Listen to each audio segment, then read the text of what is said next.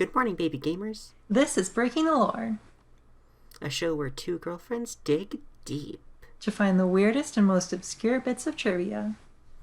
I'm Nissa's girlfriend, Sarah. And I'm Sarah's girlfriend, Nissa.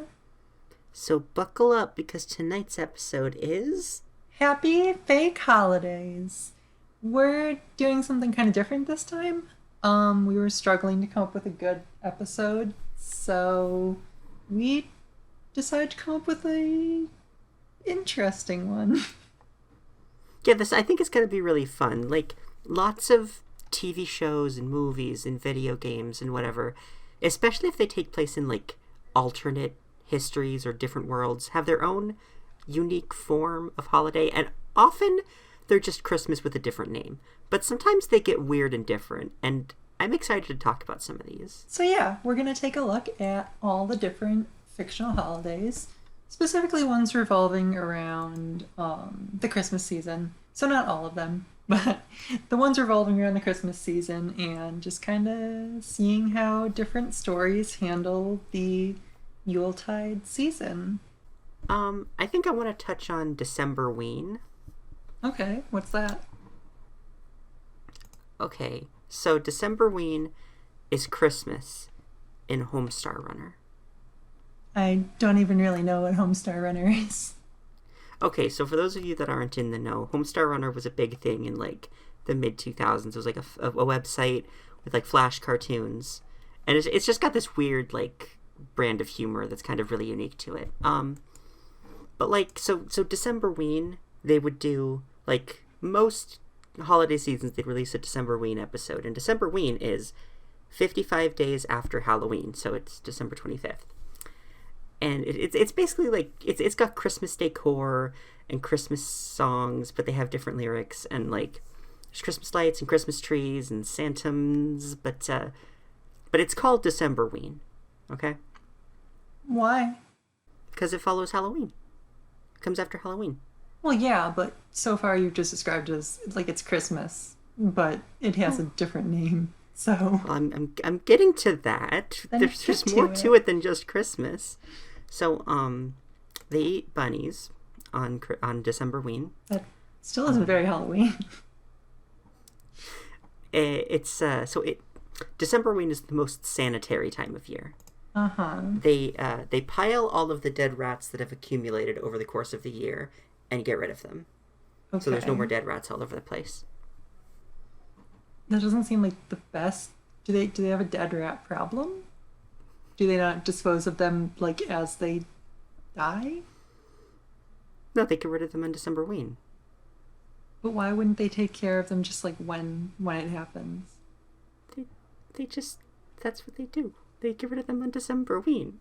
That What do you want from me? It sounds gross. It sounds like they just It have, is. That sounds like they just have rotting rat. Like, at that point, some of them would be skeletons. Like, like I don't know why they saved them all for that day. So the Decemberween origins, though, they're very complicated, and really Homestar Runner never gets into it, and they instead just give you glimpses here and there, and none of it really follows anything. But what we know for sure is it involves at least one angel, two Kobe Bryants, the Santa Claus-like Dr. Christmas, who's also known as Cornbread, a sailor named Archibald, who fought Dr. Christmas to the death on Mount Rushmore, and the King of Town. So if they fought to the death, who's dead? They didn't actually die. Then they didn't fight to the death. They fought to the death on Mount Rushmore. But they didn't, because they're not. One of them's not dead. I don't think you're getting the humor of Homestar Runner. I'm not sure I am. That's just what it's like. You know, you just gotta accept it sometimes. Okay. It sounds like a very interesting holiday. Decemberween is weird, and I like it. It's just kind of a fun one. I don't think this is one that I would be personally partaking in. Honestly, I mean, no. I don't want to celebrate Decemberween. I don't want to pile up my dead rats. Yeah, that sounds really gross. I really don't like that part at all. That's that's the essence of Decemberween. So, why don't we take it? What do you have? You have one? Have a good one? I have a lot of them. I think I'm gonna go for like a pretty basic, pretty well-known one first. Toy Day. Toy Day. Yeah, that's Animal Crossing's equivalent of Christmas. It's on December 24th. So it's kind of like Christmas Eve, but it takes the place of both. So because it's Animal Crossing, the Santa for this holiday is kind of a composite character of Santa and the reindeers. Of course. So yeah, because Santa's a reindeer. yeah, their name is Jingle, and they're reindeer Santa. And so something I didn't really notice about this is it changes a lot. There's not like it does? Yeah, not even set in the game. There's no like set conditions for what it is. The only real set thing is that Jingle comes to your town on December 24th and presents are exchanged. In one of the games, I think it's Wild World, you have to trick Jingle. Because he'll give you a Christmas present, but he's like, okay, one Christmas present for everyone. But if you approach him in different outfits, he'll give you more Christmas presents. So the way to get the entire like holiday fancy furniture is to dress up in multiple outfits and get presents from him multiple times. So what you're saying is Jingle has face blindness. Yeah, I was thinking that. Like, I guess Jingle does have face blindness, and he tells people apart by their clothes. Because yeah, I mean, for those who don't know, face blindness is it's like an actual physical condition where maybe it's a psychological condition actually. But either way, it has to do with how your brain works, where you can't differentiate people by how their face looks. So you have to rely on other indicators like body language, how they talk, hairstyle, clothing, things like that. So yeah, Jingle theoretically, canonically has face blindness. At least in Wild World. In Wild World, but it's the same. It's the same Jingle. So it's the same Jingle. I mean, Animal Crossing's kind of weird about that. Like, are they all the same? I mean, I assume so. We don't know. I know Isabel says she has like identical cousins in every town. She does? She's like Anna? Yeah. She's like Nurse Joy. Or like Anna Fire Emblem. Yeah, like Anna Fire Emblem. We could talk about that in the Animal Crossing episode. Yeah, that's weird. I didn't know that, but it's not for this episode. I guess. So, I don't... But yeah, like I said... So maybe there's a bunch of different Jingles. We don't know. Maybe. But yeah, like I said, it varies a lot based on the game. And I think in New Leaf, you have to be Santa. He like comes to town and he's like, I don't feel like delivering presents this year.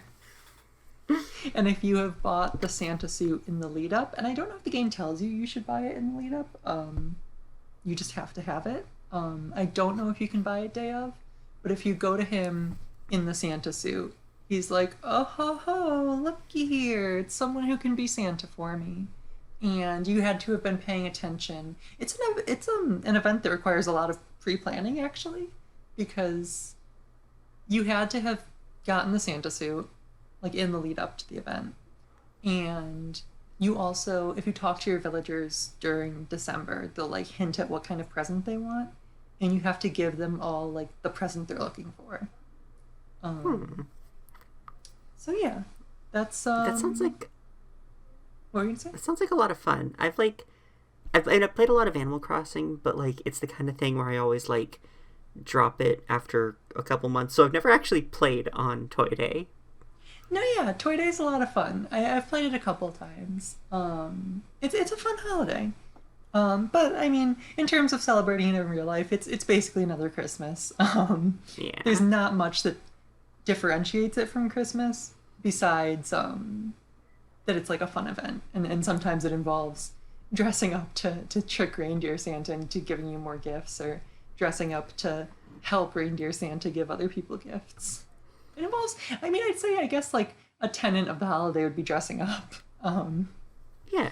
Seems like costumes factor in multiple versions of the holiday.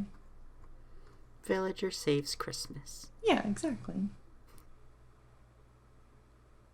So I think that about covers Toy Day. So you want to go next? All right. If we were going to continue that, like, Nintendo theme, I can talk about Squidmas. Sure. Tell me about Squidmas.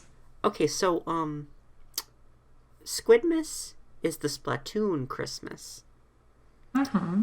And it's just Christmas. Like, it's probably the most just Christmas that we have at this point. I mean, we got some other ones that are just Christmas, so we'll see about that. All right. Well, so far, at least, it's the most Christmas. Because basically the biggest difference is that presents are delivered by Father Squidmas. That's his name. Interesting. So it's Santa, but It's not Santa. quite. He's a squid. Yeah. He lives at the North Pole. Now here's something that's interesting is that it says that Captain Cuttlefish is Father Squidmas. Now I don't know if that means he's the actual Father Squidmas or if he just dresses like Father Squidmas. Because Callie thinks that it's the real Father Squidmas, but Marie's like, that's just Captain Cuttlefish. So do you think that it's kind of a case like the real world where maybe some parents dress up like, I guess in this case, Father Squidmas, and Callie saw Captain Cuttlefish once, and Mary knows it's fake, but Callie doesn't? Yeah. That makes sense. We see that sort of theme like a couple times. We'll see it again in, I think, the next one maybe the next one after that. But we see it a couple times in Nintendo stories about fake Christmas. Another thing that's interesting about Squidmas is that it's something that was invented by the English localization of Splatoon. Oh, really? And it wasn't actually in the Japanese version. So you're telling me they don't eat Splatoon KFC on Squidmas? I really hope they do. Do they have KFC in Splatoon? I mean, they have restaurants. I mean, you could. So it's reasonable to assume that they would have a fried chicken one that could possibly catch on in the same way that KFC Japan and Christmas have. I don't know about that because I don't think chickens exist. Do they? Well, we did a whole Splatoon episode, and it kind of seems like every living thing is a sea critter that came onto land. So, like, It's true. instead of fried chicken, they probably just have fried shrimps. Isn't that awkward for Krusty Sean? Krusty Sean is the one serving the fried shrimps, baby. No, he's not. He's an accessory vendor. Wait, who's the one that sells the fried shrimps then? Hold on. Does thought it was someone Krusty sell Sean. fried shrimp in the game? In Splatoon 2? Yeah. Well, I've never played Splatoon. No, yes, 2, he so is. how would I... Yes, in Splatoon 2, he runs the food truck Crust Bucket, where you can buy fried shrimps. That's really wrong. That's Yeah. not right. Yeah. That's messed up on it. Why didn't you drop that in the Splatoon episode? That's messed up on a number of levels. I guess because it kind of seemed obvious, because anybody who'd played Splatoon 2 would know that. But I guess since you haven't played Splatoon 2, it's new to you. No, I haven't played Splatoon 2 because you didn't buy it for me when you said you were going to. Because we already have a copy. I don't. I do. You wouldn't let me buy Pikmin 3. Oh my gosh, this is a different discussion. But anyway, but that's strange. I'm ending that topic of conversation. Okay. But yeah, so Squidmas. So it was made up in the localization. Like it's not present in the Japanese at all. I think it's like since been like included in the Japanese because there's like official art that says Squidmas in it. So I think like the original like Japanese like Splatoon team has like adopted Squidmas as a thing, but it was definitely invented by the localization. That makes sense. Sort of like actual Christmas. Yeah. I still think the story of KFC becoming a Japanese Christmas tradition is absolutely wild. It's I still love one of that the so funniest and much. most interesting, like, cultural differences about, like, a very similar holiday. I Yeah, like it hey, a lot. that inspired me. Like I've had KFC on Christmas a few times. You have just because of Japan, Yeah. but I assume you didn't have to book it like months in advance. You were No, just no, the place was bare, and I just went through the drive-through. well, lucky you then. But yeah, Squidmas. All right, it's a fun one. I like it. It's not too special, but it's like another fun, interesting one. Do you think it's like we discussed in the Splatoon episode? Do you think it's one of those like they celebrate it because they found records of it from human times? I honestly really expect that. Like that seems very likely. Seems likely. You're not willing to commit either way. I can't say for certain, but like I'm pretty sure it is. Like a lot of things in Splatoon are like that. Makes sense. No, yeah, it definitely seems like one that's primed for something that they just like kind of picked up out of records from human society and decided to start celebrating it because it's so similar to human Christmas. All right, so that's about all I got for Squidmas. So why don't you lay out another one for me? All right. So I'm gonna blow you out of the water with the next, basically just Christmas one. Okay. I'm listening. This one is so low effort that it doesn't even have a name. I'm I am talking about Nondescript Winter Holiday Oh, from hell Ruby. yeah. Nondescript Winter Holiday. Yes. So for those of you who don't know, Nondescript Winter Holiday is from a holiday special of the spin-off show Ruby Chibi, which is this sort of like comedy skit show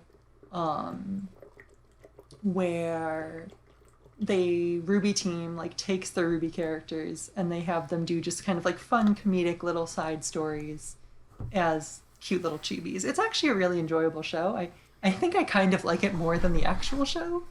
It's not hard to be better than Ruby. Yeah, I watch Ruby, but I watch it actually day of release, and so I really watch it. But I've got strong feelings on Ruby. If we ever do a Ruby episode, I'm sure we'll get into them there. But but Ruby Chibi, I actually like Ruby Chibi a lot. I find it really charming. It reminds me of the My Sims games. Oh, of course. Yeah, because it has a kind of similar art style, and it's charming. It's cute. But so anyway, so they did a holiday special episode called Nondescript Winter Holiday, which was parodying the Grinch. So from that, we got a little bit of sort of what the holiday season looks like in Remnant, and the long and the short of it, Remnant Christmas is exactly the same as our Christmas. Oh, great. It's just called Nondescript Winter Holiday, but like they've got like the garland, the Christmas tree. I think Sun is climbing the Christmas tree. It's really funny. The garland, the Christmas tree, Christmas cookies, present exchange. They've got all of it. One little difference is it's actually probably one of the funniest parts of the episode. So Roman canonically hates Christmas. Roman Torchwick. I know you don't know who he is, but he's a minor villain from the first 3 seasons of the show. He's based on Alex from A Clockwork Orange, and he's just kind of like a funny gangster thief. I think you'd actually like him quite a bit if you watched it. I think he'd probably be a character you liked a lot. But he canonically hates Christmas. He just does not have the Christmas spirit at all. Or sorry, Nondescript Winter Holiday. I forgot. Yeah. That's what it's officially called. So one part that I thought was kind of funny is in universe it's widely known that Nondescript Winter Holiday isn't about like the decorations and gifts. because, like, you know how like every Christmas special is like, oh, it's about the decorations and gifts, but then someone learns the true meaning of Christmas, and Jesus. it's not. It's about family and love. No, it's never not about about Jesus. I mean, it theoretically is about Jesus, but in all the Christmas specials, it's about like family and love. You know, like it's never like Charlie Brown Christmas. Is that one? Oh, yeah, in Charlie Brown Christmas, it's like the whole meaning of Christmas is Jesus. Oh yeah. And also Okay, about fine. you know how it's okay to have a tiny little tree because with love it can be good too. Well, yeah, but that's okay. Fine. Charlie Brown Christmas, notwithstanding, like the Grinch. The Grinch isn't about Jesus. The Grinch is No. about like they learn that like, oh, it doesn't come from a store. Sometimes Christmas can be something more. I messed up those lines real bad, but I didn't research them, so it doesn't reflect poorly on me. But It's actually maybe Christmas, he thought, doesn't come from a store. Maybe Christmas, perhaps, means a little bit more. I Did you didn't look need that to up? research it. I did not. oh, okay. So you're just Dr. Seuss's personal little dictionary. Yes, I'm just one-upping you because I am a bigger Grinch fan than you will ever be. Oh my god, I love the Grinch. Don't even talk to me about the Grinch. If you ever insult me about my love of the Grinch again, I'm gonna be really upset. Okay, I was the one who wanted this to be a Grinch episode, and you were the one who said we shouldn't do a Grinch episode. I brought up the idea of doing the Grinch episode again, and you were like, no, I don't think we can. Yeah, but you said, quote, I'm not jazzed about it. Because I didn't think there was a lot of content there to break the lore of. It's like 4 AUs of the same story. Listen, we all know who the real Grinch fan is, but back to Nondescript Winter Holiday. Nondescript Winter Holiday. As I said, they realized that. So this story comes like post realization of that, because Torchwick is like, I want to steal Christmas, and he's like, but I can't steal the gifts and decorations. That's not what Christmas is about. I'm gonna steal their holiday cheer and their love of each other and family. So That's how you do it. Makes a like Luigi's Mansion vacuum to like suck out their like holiday cheer. I'm not sure about the science behind that. Well, he succeeds. Hey. He sucks out all their holiday cheer. But then the bag breaks and he realizes that he should love holidays. And then he goes to the hospital because he went into cardiac arrest because his heart grew 3 times. Oh. Yeah, it ends with him going to the hospital, and I think Ruby is like, wow, I guess it's not good for you to have your heart grow 3 times in one day, huh? But that's my best Ruby impression. I think it's pretty okay. I don't remember what Ruby's voice sounds like. Well, it sounds a little like that. Okay, Sort I of. believe you. I believe you. Or that was just a terrible impression. Who knows? I believe you. I'm just choosing to believe. Whenever I read a Ruby line, I'm going to read it in that voice from now on. Good. But yeah, Nondescript Winter Holiday is literally just Christmas, except they've already come to the realization that it's about Christmas cheer and not about presents. That's great. Also, Neo builds a snowman upside down, so I'm willing to say that it's canonically part of Remnant's version of Christmas, because I'm really grasping at straws for a way to make Remnant Christmas interesting. So, in Remnant, they build snowmen with like the big part on top and like the small part on bottom. Or Neo just doesn't know how to make a snowman. It's really a toss-up. Either way, choose your fun lore. So those snowmen are the epitome of where do you work out the library? Yeah, no, exactly. Neo's snowmen always skip leg day every single day. But yeah, I think I've really just milked Nondescript Winter Holiday absolutely dry, which is amazing considering I think we talked longer about it than the actual skit that I'm talking about. So, yeah. What's your next one? Well, I'm going to go, so similar to that in that it's like a completely non-denominational holiday, but like completely opposite in that it's not Christmas. So, in Clone High, there Clone is... High, huh? I know you have this hatred for Clone High because you think JFK memes are annoying, but you've never actually watched the show. Okay, but like, to be fair, JFK memes were very overused. Oh, yeah, sure, they were. But I still think, I think the show is actually pretty good. I like it a lot. Listen, if I hear one more mediocre JFK impression, I'm going absolutely... promise I won't do a JFK I will leave this episode. I will leave. I will stop recording, and we can release this right here, and that's it. Okay, no JFK voice. I'm so tired of hearing JFK impressions. I will go absolutely feral. Okay. So, in Clone High, the United Nations abolished all religious holidays.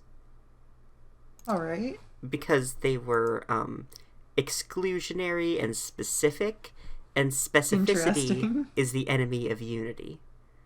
So in order to bring all people together, they made a new holiday that incorporates the best of all of the other, religious and exclusionist winter holidays.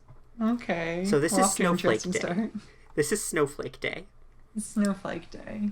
So, on Snowflake Day, Snowflake Jake brings spices upon spices to all of the children who sufficiently threaten him. Sounds nice in its own way. Yeah. The traditional feast is lamb tacos, and the traditional dance is the Cabbage Patch. Where does the Cabbage Patch come from? Which denominational holiday from that? Which one was that sourced from? Not everything is sourced from something. Snowflake Jake is just an icy pirate. Like, not everything needs to come from something. There's like a stop motion Christmas special where Snowflake Jake destroys all the other holiday mascots. This is sounding more and more like It's Always Sunny in Philadelphia. Like, what is... Clone High's a really weird show. Like, I think you would actually enjoy it if you could get past your hatred of JFK. I don't think I could even listen to him talk. Like, I don't think I could watch a single episode where he has a line.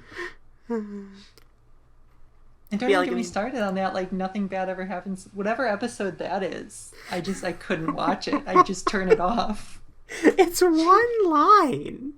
I've heard... Okay, one line that I have heard 5 billion times. I understand.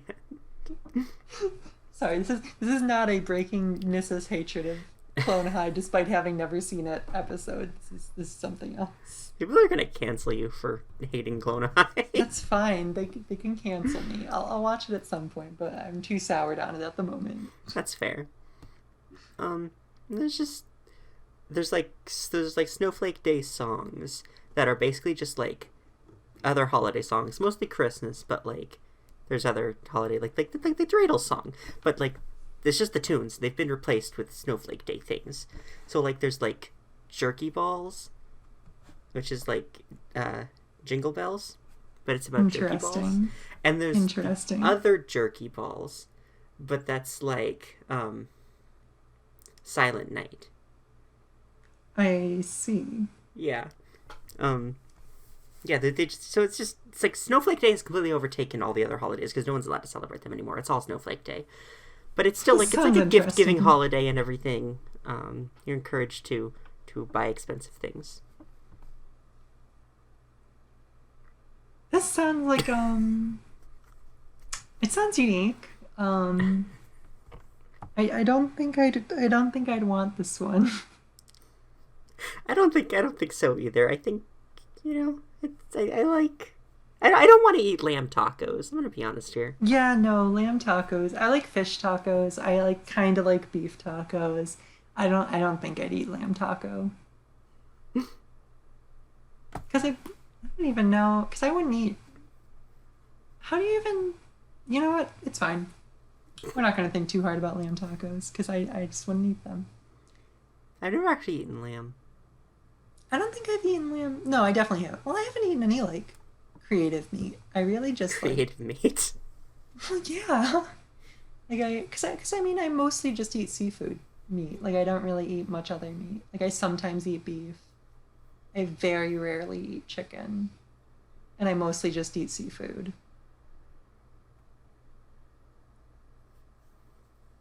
Yeah. Yeah, no, I don't actually eat the creative meats either. To be honest, I mean, I eat a lot of chicken and seafood. I don't like beef, and like I sometimes have pork, but like recently, no, I haven't. I don't like Had pork it in at a long all. time. That's like it's like my beef for you. Yeah. But yeah, no, I never had lamb. I've never had like a duck. No, never. No, yeah, no, No. I mean, tacos are something I'm not even very big on. Like, See, I like tacos. I really like fish tacos. They're one of my favorites. I mean, personally, I just like a taco shell with shredded cheese in it and nothing else. Yeah, just a taco shell and nothing else. With cheese? Okay. I don't think What? that makes it that much. I mean, why don't you just make a quesadilla at that point? Well, because the crunch. I Quesadillas are guess. soft. I guess. I like the crunch. I understand. Like, I mean, it's basically the same thing as just tortilla chips with cheese on them, except it's in a shell form. It's really fair. I guess I understand what you mean. But And that's not it's actually just- even the point of this episode, so why are we Okay, talking about this for so we're long? not I think it's talking actually about our going on food way too preferences. long, and we should probably cut like a decent portion of this. But yeah, this isn't about our food preferences, so we should probably move on to an actual topic of the episode. So let's see. I'm gonna go for another like just kind of. I'm gonna get all of my like kind of very close to Christmas ones out of the way that I've researched. So the next one is the Feast of Winter Veil, which is from World of Warcraft. It's their Christmas event. We could have researched a lot more like gacha games and MMOs. Like all of them have some kind of Christmas event to varying degrees of in-universe specialness. Yeah.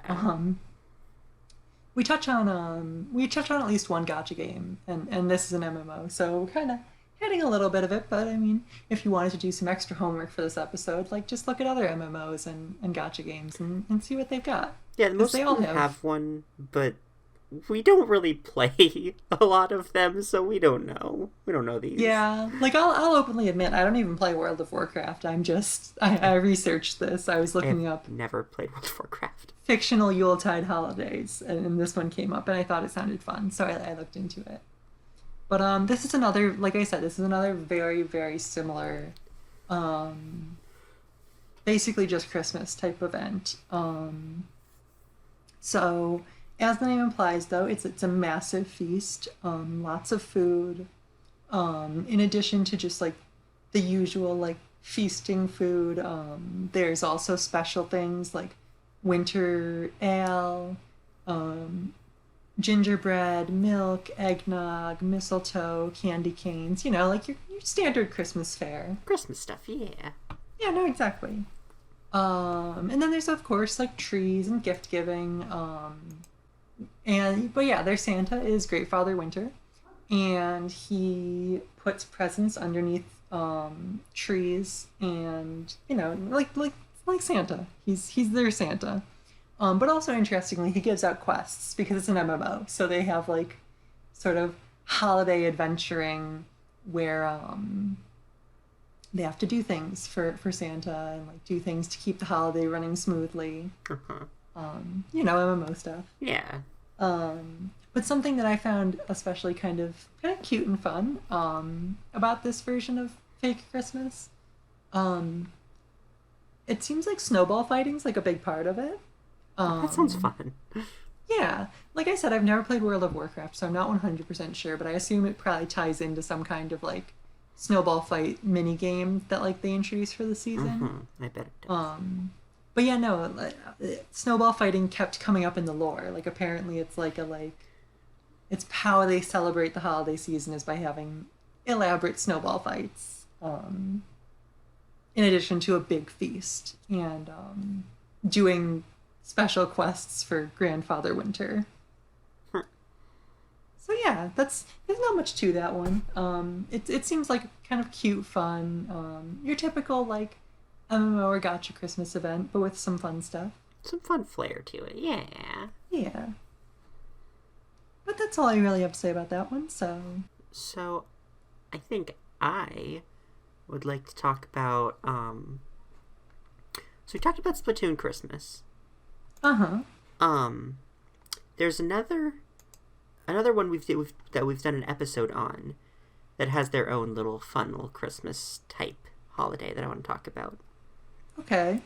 So, if you remember to our Sesame Street episode, we talked a lot about Grouches. Right. We did talk a lot about Grouches. Yes. That was a lot of lore about how they're like interdimensional invading beings and things like that. Yeah, Grouches also have their own crankiness.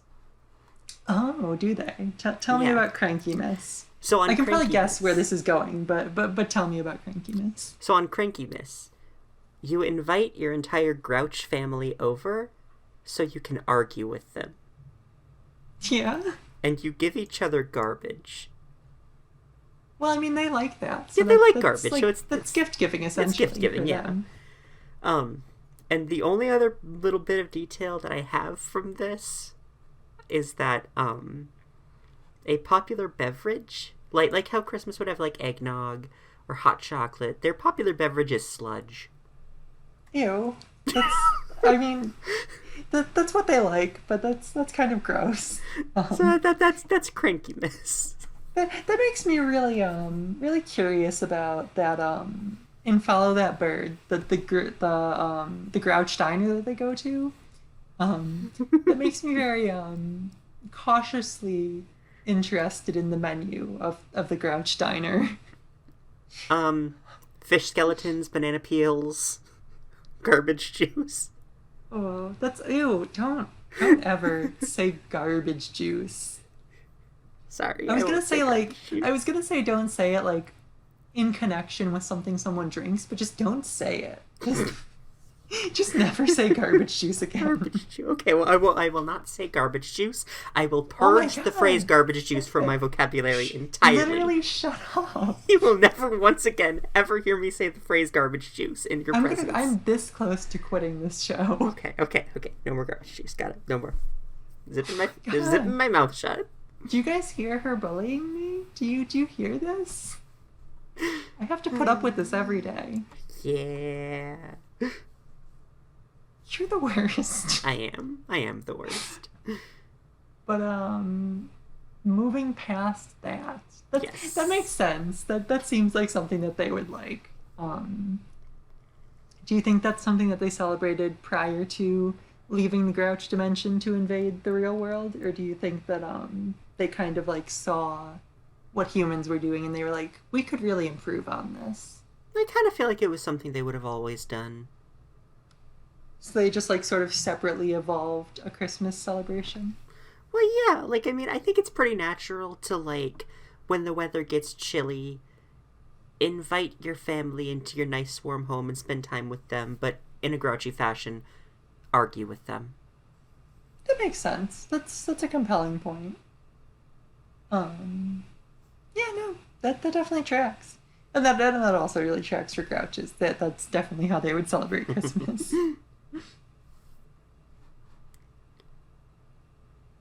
So, what else you got? I'm gonna do my very last, like, basically just Christmas one. Okay. Because the rest of mine are all weird. And I wanted to kind Okay. of build to the weird ones. So here's my last basically just Christmas one. It's Winter Festival from Fire Emblem Heroes. So The gacha game, like we mentioned. yes, here we have a gacha game. Fire Emblem Heroes. Fire Emblem Heroes. But yeah, since it's Fire Emblem Heroes, gacha games, they have Christmas events. I don't know if they always tie them to in-universe lore, but Fire Emblem Heroes absolutely does. So for Fire Emblem Heroes, there have been 3 separate Christmas events. I believe they're Winter's Envoy, Glorious Gifts, and one other one, something like Winter's Gifts or Winter's Blessings or something like that. But at any rate, they give us a fairly cohesive picture of how the holiday works. Admittedly, there's like a little like disconnect between the three events. I read the scripts for each of the paralogs before we did this episode, just so I could really be sort of up on how the holiday works and try to figure it all out. And I got some kind of mixed results, admittedly. Boy. But basically, I mean, the main mixed results is if Sharina believes in the Winter Envoy or not, but I'll get back into that later. Winter Envoy? Yes. So the Winter Envoy is their version of Santa. Oh, okay, that's what I was thinking. They're like called the Winter Festival Envoy, and they're a mysterious figure. They're not even really given a description. Like they're not described as looking traditionally like Santa or anything like that. Although the outfits that the heroes wear for the Winter Festival would imply that they look like a traditional Santa, maybe without the beard, maybe with the beard. But plenty of them wear the red fur trimmed coat and like that sort of aesthetic. I believe Crom looks a lot like a traditional Santa. Ephraim looks a lot like a traditional Santa. Yes, Crom's. Yes. Reindeers are in some ways associated with it because I know that Jafar and Faye both wear reindeer antlers. Antlers. So, despite the fact that there's very little description given, it is implied by their outfits that like a man who is in some way associated with reindeers who wears red clothes and fur trim is the Winter's Envoy. But this is a figure who goes around and on the night of the Winter Festival gives everyone presents. Like Santa. Well, of course, just like Santa Claus, yes. The Winter's Envoy doesn't exist. It's like Squidmas. The Winter's Envoy is just... It's like Squidmas in the real world. It's just like a parent and like a cute legend to go along with it. Aww. It's really cute. I liked it a lot, actually. And unlike our version of Christmas, they place the presents on the pillows of the kids while they're sleeping. So they wake up, and there's the presents right there. On the pillows that they're sleeping on? Yeah. Oh, so they're like just like tiny presents, like... I mean, maybe they put some like next to the bed as well, but like... I was thinking like, if you're laying on the pillow, how much room do you have to put a present on it? Okay, maybe they didn't put the most amount of thought into the dialogue of their gotcha game. I just know that Sharina... All right. At one point, Sharina says, well, he's the one that goes around and we put presents on children's pillows. So, like, that's clearly what they do. Okay. I think that's their version of stockings. I think that's what's meant to be implied. Okay. So they probably also have presents, like, on the floor and stuff as well. But, like, the main, like, the thematic gift place, like, instead of under a tree or in a stocking, is on the pillow. Mm-hmm. But yeah, like I said, the Winter's Envoy does not exist. It's just, like, a cute legend. But then, like I said, it kind of goes back and forth on if Sharina thinks that the Winter's Envoy exists. Because... Yeah, because in the first Christmas paralogue, it's not like she's, like, learning either. Like, in the first Christmas paralogue, Sharina tells us point blank, like, we go and put the presents on the children's pillows, which implies that she knows that, like, the adults do it. Mm-hmm. Not that Sharina's an adult. She's probably, like, a teenager of some kind. But then, in both of the subsequent paralogues, they, like, do the same, like, running joke, where Sharina's like, wow, I hope the Winter's Envoy gets me a lot of cool presents. And Alphonse is like, you know that the Winter's Envoy is... And she's like, he's super cool. So, like, she seems to, like, go from knowing how the holiday really works to believing in the Winter Envoy. Okay, what if, hear me out here, what if... Uh-huh. She's just trying to keep up appearances. Like... she wants it to look like she believes in the Winter's Envoy for the sake of everyone else around her, because she doesn't know if they all believe or not. I guess that could make sense, because in the first paralogue, they wouldn't have as many heroes, like, in their world celebrating the holiday with them. But, like, by, like, the second and third, they have a large amount of people celebrating. So and some of them are little tiny children. No, yeah, like Faye. Like, her dialogue is all, like, come play with me in the snow. So, yeah. All right. I can see that. Yeah, see, there's a way to make everything work sometimes. I guess you're right. But, curiously, Christmas trees do exist. Christmas trees? Yes, because not winter trees. Sorry, I assume they would be winter trees, yes. Okay. They're not explicitly called Christmas trees. Oh, I just wrote in my notes that they're Christmas trees. Because Sothis, they decorate her hair because it's like green and bushy. Yeah. And they're like, oh, you look so cute. You look like one of those traditional trees. And she's like, I do not understand why it would be nice to look like a fern.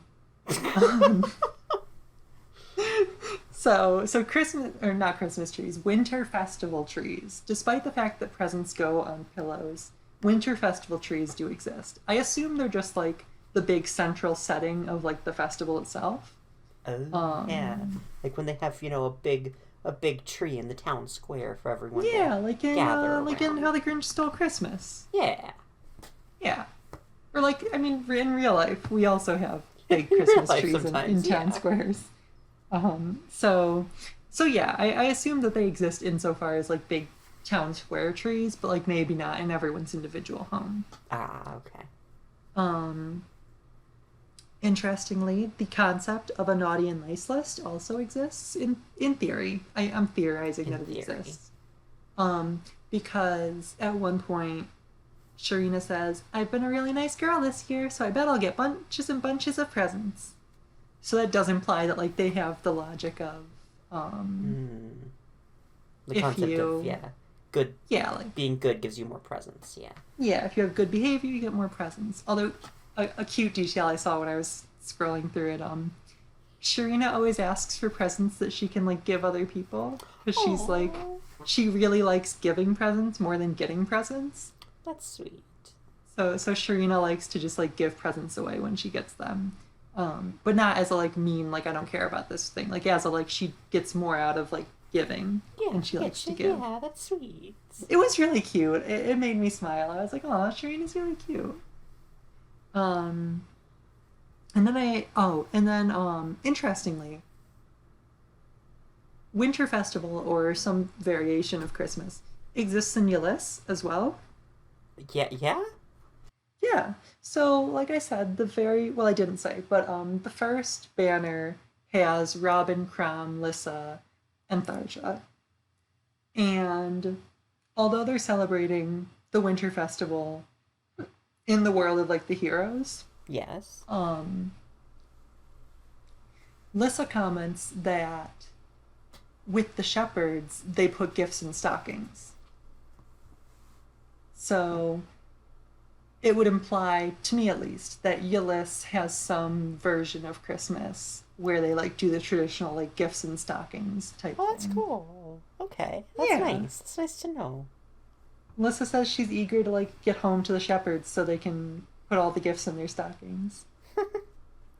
It's really cute, actually. No, yeah. So that's fun. You get 2 for the price of 1. Fire Emblem Heroes Christmas, and Ulyss probably has some kind of Christmas. And then the last part, which is probably the most interesting part. I'm listening. The game actually very briefly delves into the origin of Christmas, and it's probably not what you'd expect. Wait, so it's not the birth of the baby Jesus? No, it is not the birth of the baby Jesus that started Winter Festival. Okay. I keep calling it Christmas. I should be calling it Winter Festival. Yeah, because you confused me, because you said Fire Emblem Heroes gets into the origin of Christmas, and I'm like, baby Jesus is in Fire Emblem Heroes? No. Is he a 5-star summon? No, Fire Emblem Heroes gets into the origin of Winter Festival. How many So- orbs you gotta spend to get the baby Jesus? Well, presumably at minimum 5, because that's how many it takes to do a single summon. But they have not added the baby Jesus. You never know though. Maybe this year the holiday themed outfits will be nativity themed, and I wish. we'll get like I don't even know which character would be baby Jesus. Who's the most baby Fire Emblem? What about baby Tiki? They could be baby Tiki. I was about to say maybe child Tiki could be baby Jesus. Baby Tiki could be little Jesus. I was gonna say maybe like Naga could be Mary. This is getting too complicated. We're not gonna get into this. Fire Emblem but, Nativity Minisode, here we come. Fire Emblem Nativity.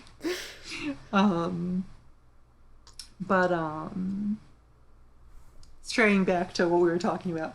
So Winter Festival takes place on the solstice. Which, as you maybe know, like solstices are supposed to be kind of like mystical, kind of like not in Fire Emblem, just in general. Like they're thought to be like kind of special days. Oh yeah.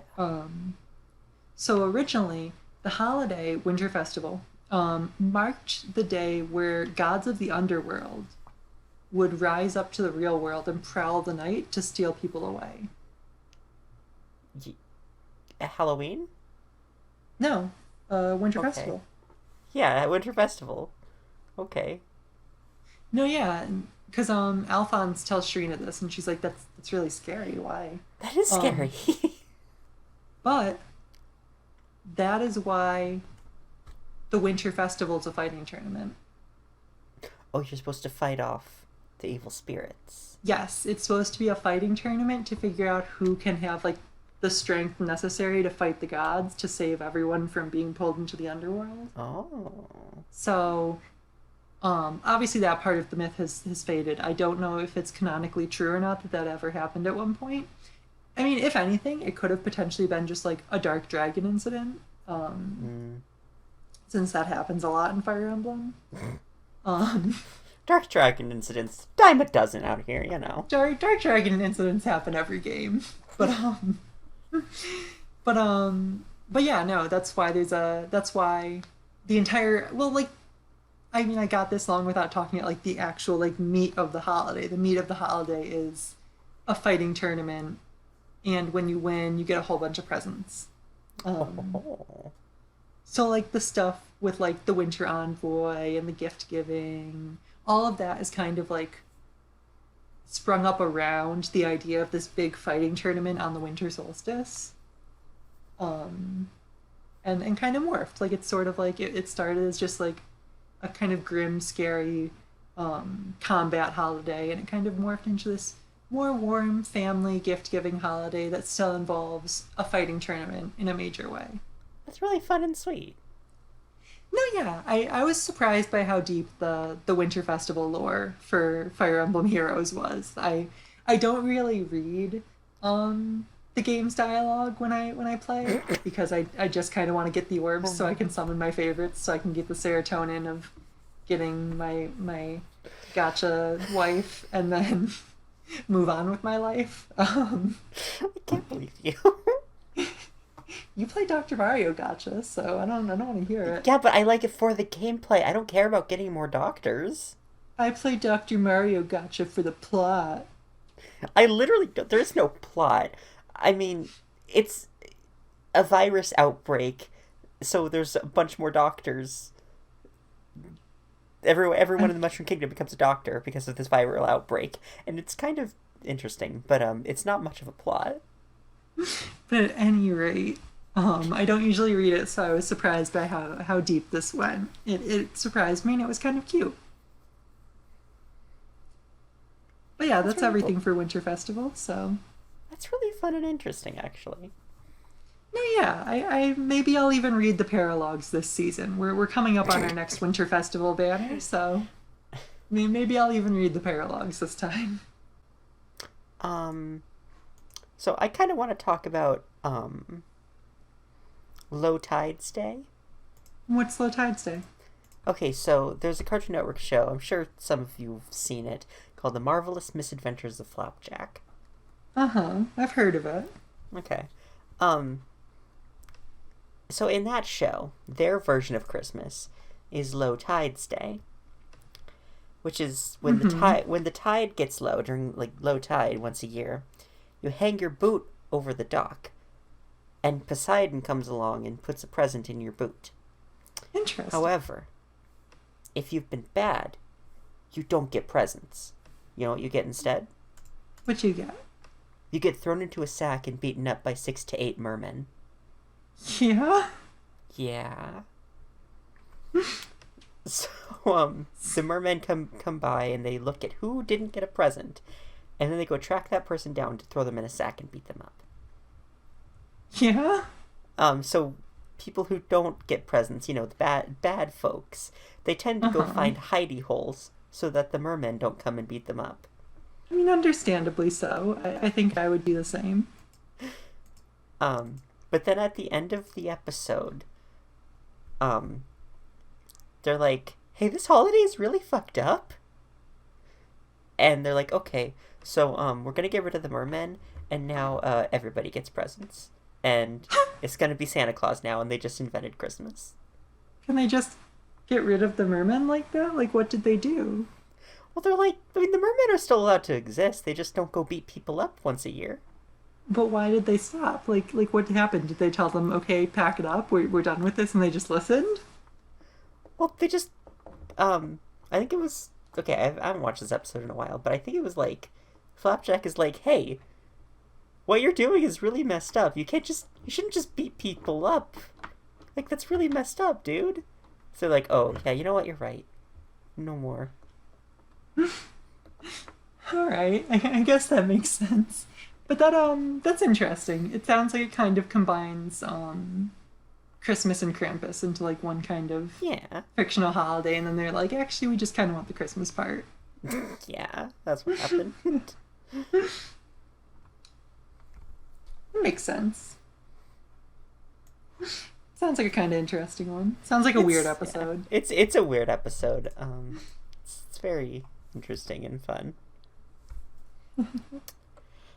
There's not much to it though. It was only in one episode of the show.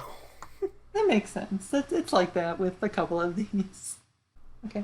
Why don't you, I know you have a bunch. I know you have a bunch that are like kind of like bullet point ones like that. So why don't you hit a couple more while we're at it? Yeah, I do have a lot of like kind of short ones because they don't get a lot of detail. Yeah, hit some more.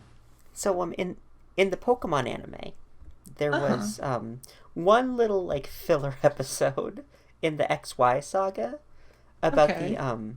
the Comorin City Festival, where there's this big tree and it's all decorated with lights, and once a year, trainers give presents to their Pokemon, but not to each other, just to their Pokemon. Yeah? Yeah, and I think that's really interesting because like Christmas does exist in the Pokemon world. But they also have Like this little festival. it does, like canonically? Okay, it's a little complicated, but like in the anime, at Uh-huh. least it did initially, because there is an episode in the Kanto saga where Ash and his friends go and help Santa Claus. They do? Yeah. I'm not familiar with that Oh, okay. episode. Okay. It's a fun one. We can actually I kind of want to talk about it a bit more at length in our Santa Claus episode, so I won't go into too much detail here. But Okay, like, yeah, just glaze over there it. is a Santa Claus and a Christmas in the Pokemon world, but only in one episode of the anime that I don't think has ever been mentioned again. Interesting. Yeah. So there is theoretically, at least in Kanto, there's theoretically Christmas. Yeah. But then there's also this one that's sort of like where you give gifts to Pokemon. Yeah. Do Pokemon get gifts on Christmas? Um, I think that's up to trainers' discretion. Like, I don't think Santa Claus gives gifts to Pokemon. So maybe it's like like Red Day and White Day in Japan, like sort of like there's like a Christmas for humans and a Christmas for Pokemon, and it's kind of like two different days, and depending on which day it is, that's who gets the presents. Yeah, I mean, it also kind of seems like this is just in Comoran City, but like it might be more widespread. I don't even know. So maybe it's even like it's not even like Red Day and White Day. It's just in Kanto they have Christmas, and in one specific city of you said this was Kalos, XY. yeah. So one specific city of Kalos, they have Pokemon Christmas. Yeah, Pokemon Christmas, only in Kalos. That's kind of fun. I'd love to learn more about regional um regional festivals and things in Yeah, that'd be a Pokemon. lot of fun. It'd be really cool, I think. Yeah. Um, so, have you ever watched Chalk Zone? I've barely even heard of Chalk Zone. I don't really know what it's about. Okay, so, just the elevator pitch here. Chalk Zone is about the concept of the show is everything that gets erased, from a chalkboard goes into Chalk Uh-huh. Zone, and it just is alive in Chalk Zone. And Interesting. this That one sounds kid, kind of fun. this one kid, Rudy to Booty, has the magic chalk that lets him go into Chalk Zone. So, Sounds kind of fun. in Chalk Zone, there is a like pre-holiday celebration where everyone gets together to celebrate all of the holidays at once before they go off and do their own things. And it's called Chris Hanukkahmas and also Ramakwanzadon. And that's it. That's all I have for it. Oh, It was that's all only- you have to say about that. it was just in like 1 2 minute like Chalk Zone did these like music video shorts, and that's all that ever appeared in it. Gotcha. So there's like Okay. literally 2 minutes of content for it. That's it. Okay, so I mean, I guess yeah, like it didn't give you much, but it's still fun to mention it. Yeah. Another like brief one that I think is really weird and interesting is so in Chowder, which was another Cartoon Uh-huh. Network show, there's Kanishmas, which is like so there's this Santa-esque caterpillar man named Uh-huh. Kanish Kringle. And he enters your home on Kanishmas Eve, and he judges your gingerbread house that you built as an offering to him. And if he likes I your mean- ginger... I think you buried the lead that this holiday starts with a gingerbread house constructing festival. Yes, it does. Like, you're supposed to build a gingerbread house, or you can buy one as well. That's, like, acceptable. If you aren't confident in your gingerbread house abilities, you can buy one. Does he like store bought or like I would think he would judge store bought. He'd just be like, Well, he just "Oh." judges the quality of the construction of the gingerbread house itself, not whether you made it or not. So he doesn't. So he wouldn't give you more points for putting in love, but creating a kind of shitty gingerbread house. I don't think he's- he can. I don't think he knows whether like you made it or not. I don't Well, think I these think are like. that's, I don't think when you buy one from a store, it's like a mass-produced gingerbread house. I think you typically like, because like in Chowder, like, Endive, like a rival chef, is like selling gingerbread houses, but she's like a professional chef. Well, I think this is a So- flaw with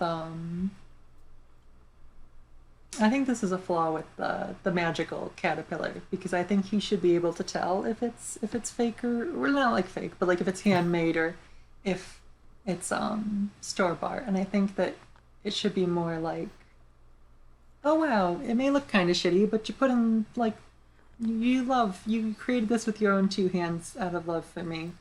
No, You it's not about effort put in. It's about how good it is. Okay. That's the point. It's about how good the gingerbread house is. That doesn't Um, sound very, very festive or.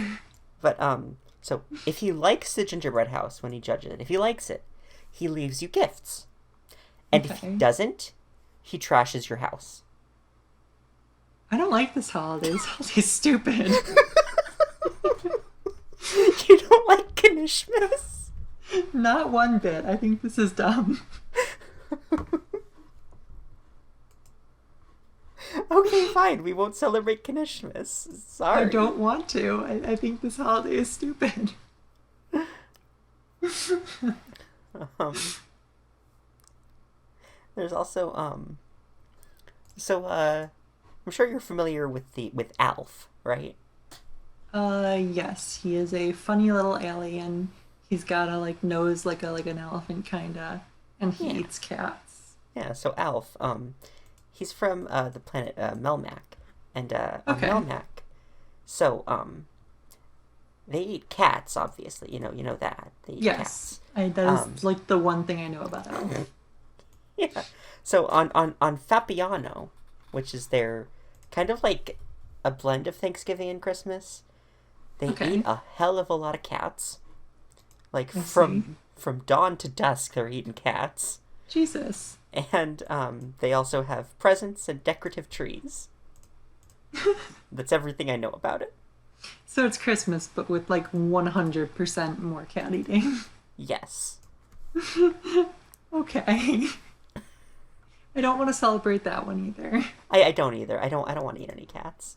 I really don't. I like cats. They're really I like cute. cats, yeah.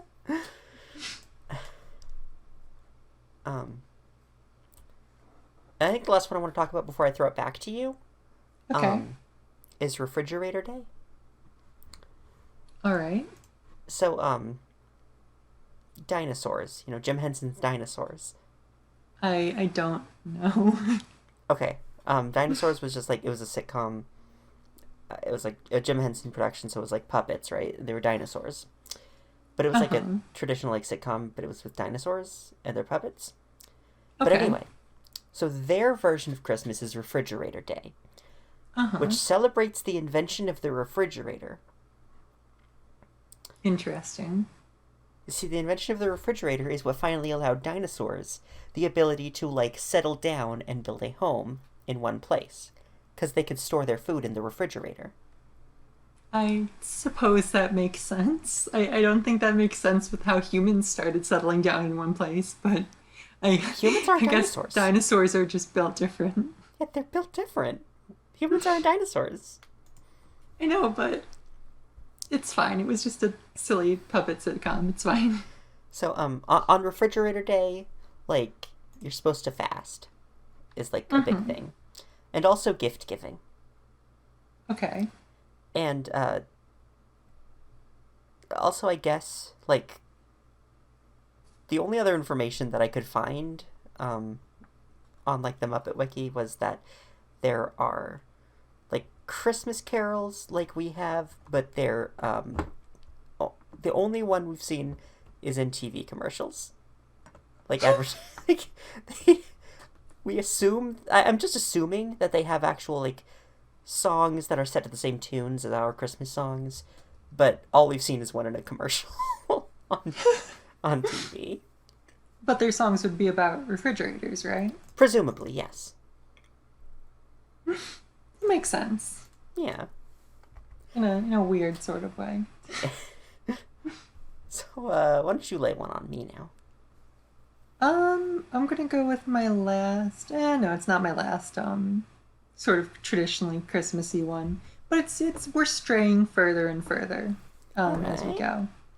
So I'm gonna go with. Of course, we had to mention it at some point, and now is about as good a time as any. Life Day. Oh, So- Life Day. Haha. Yes, Life Day, the Star Wars equivalent to Christmas, except it takes place in November, and it's closer to Thanksgiving than Christmas, I guess, calendar wise, but it's meant to be Christmas. It is officially November 17th. That is what Lucasfilm has said Life Day, what our real world equivalent to Life Day is. So we're just past it. But that was actually the day the Lego Holiday Special came out. So you probably celebrated Life Day on Life Day without even knowing it. Or you celebrated Life Day on Life Day while knowing it. Either one. Yeah. But yeah. So Life Day is originally a Wookiee holiday. It originated on the planet Kashyyyk. which I don't really know if there's any particularly strong reason why it originally ended on Kashyyyk. It might just be because they wanted the original holiday special to be about Wookiees, so it made sense. Or the fact that the planet has like a bunch of like giant trees, and trees are very important to Wookiee culture. Like Wookiee Jedi typically have something relating to their sacred trees as like either the wood of their hilt or maybe amber from the tree as part of their hilt decoration. Wookiee lightsabers are pretty fucking slick. I'll tell you that. I like Wookiee lightsabers a lot. But yeah, they usually really revolve around the Rocher trees. So yeah, so trees are very important to the Wookiees. So in a way, it makes sense that like they would have the Christmas adjacent like tree centric holiday. Yeah. But yeah, other than that, it's like a Wookiee holiday. For the most part, it's very similar to Christmas. Family gets together. There's gift exchange. There's a Life Day tree, like I said. There's like a Ryosha tree. I never know how to pronounce it properly. Ryosher, like however you pronounce it. They're sacred trees, decorated like a Christmas tree. There's also per the Lego Holiday Special, which I'm taking as relatively canon. There's Christmas sweaters, or Life Day sweaters rather. Life Day sweaters. Yeah, so Life Day sweaters are a thing. And the traditional food is roast tip-yip. Tip-yip. Which tip-yip is literally just Ewok for chicken. It's true, yeah. So I serve tip-yip at Galaxy's Edge. It's just fried chicken. Yeah, so roast tip-yip or roast chicken is their traditional holiday meal for Life Day. Something I forgot to mention, although it originated on Kashyyyk, it's become a galaxy-wide celebration. It caught on with the greater galaxy, and although like more traditional celebrations you would go to Kashyyyk for, it can be found celebrated all across the galaxy, and everyone relatively knows what it is. In The Mandalorian, that Mithril mentioned that he was going to go celebrate Life Day. Yeah. So it's one of those things where it starts in one country and kind of expands. And now the whole galaxy celebrates it. Good. They needed a good holiday to bring them all together. Yeah, I remember there was this really like mediocre free Clone Wars MMO when I was a kid. I forget what it was called. Maybe like Republic of Heroes or something like that. But it was this like free MMO, and they had a Life Day event, and it had Life Day celebrated in the Jedi Temple. So that was really fun. But the one thing, and see, this part wasn't incorporated into the modern Life Day special, but another part of Life Day, a very memorable part, I guess, is holding these glass orbs while wearing red robes and singing the Life Day song. Yeah, that's the best part. Yeah, the Life Day snuggies, snow globes, and singing. I am mildly disappointed they didn't include it in them. Well, actually, they were singing at the end, weren't they? Yeah, I think so. I remember them standing in a circle, but I don't remember if they were singing or not. I don't think they were holding orbs. They weren't holding orbs or wearing robes, but they might have been singing. So okay, but no, yeah, I think the Life Day orbs and robes and all of that is still canon. I think they just in the more jokey Lego version, they didn't include such a serious Life Day custom. But yeah, that's the gist of Life Day. It's basically their version of Christmas. You get together with your friends and family, and you exchange gifts, eat some nice tip-yip, and have a nice party. Well, okay, you did miss, like, one of the key aspects of Life Day. Okay, what did I miss? Watching VR porn in the living room. That's not a key aspect of Life Day. That's only something you do if you're Chewbacca's pervy dad. Like yes, Chewbacca's father Itchy did very famously watch VR porn in the living room on Life Day, but I wouldn't call that a staple of the holiday. I'd call that Itchy being a creep. All right, fine. Guess I'm just gonna return the VR headset I bought you and the all the porn I downloaded on it. Wait, no, I want that. Can I have it anyway? Next Life Day. It doesn't have to be a Life Day celebration. It can just be for fun.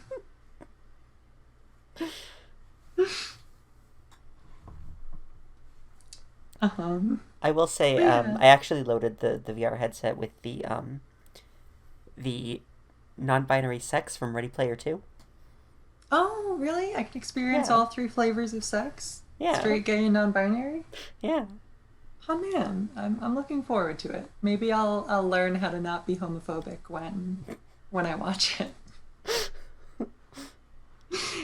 For those of you that somehow missed Ready Player 2 blowing up, just look it up. That's just a direct reference, essentially.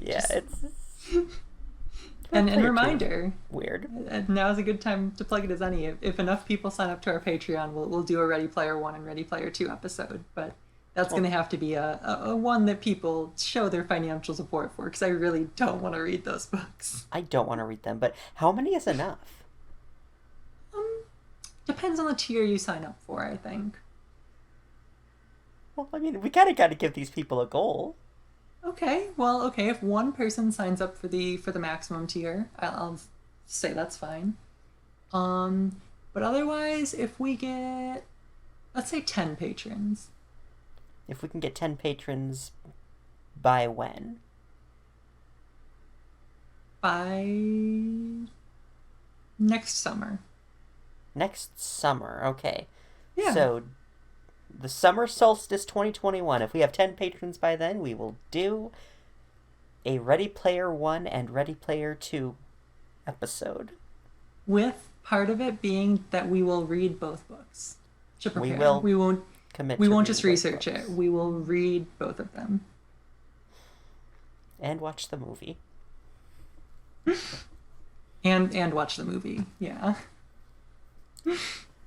But yeah, that's the end of Life Day, and that's all I think we need to say about VR porn. So yeah, I don't really have anything about VR porn. But I'm just gonna talk about the Congo Bongo Festival of Lights. Oh yeah, the Congo Bongo Festival of Lights. I meant to write down some notes about that one and completely forgot, so go for it. Alright, so in Donkey Kong Country, the cartoon. Yes. The one where he has a thick ass. The one where he's got a thick ass and a beautiful singing voice. They had no right to make Donkey Kong so thick while he's singing such wonderful songs, but they still did. The Donkey Kong cartoon is incredible. That's all I'm gonna say. So the Congo Bongo Festival of Lights is a Christmas-like holiday, because they involve, giving gifts and eating bananas, like all holidays do. Yes, of course. Spending time with your family.